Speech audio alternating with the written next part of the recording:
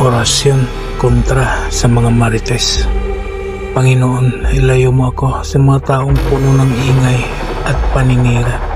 Takpan mo ang aking pangalan laban sa mga masamang salita.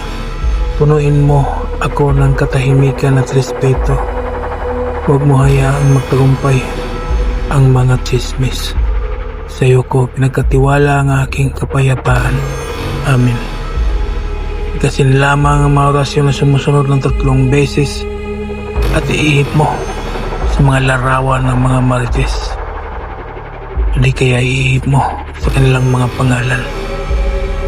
Sa Tor Aripo, Tinito Perarotas, Cruz, Uyabem, Maelstrom, Cruz, Uyabem, Maelstrom, Cruz, Uyabem, Maelstrom.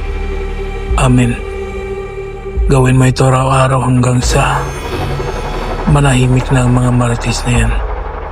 Maraming salamat sa mga tao na naniniwala at tumangkilik sa mga binahagi kong kaalaman.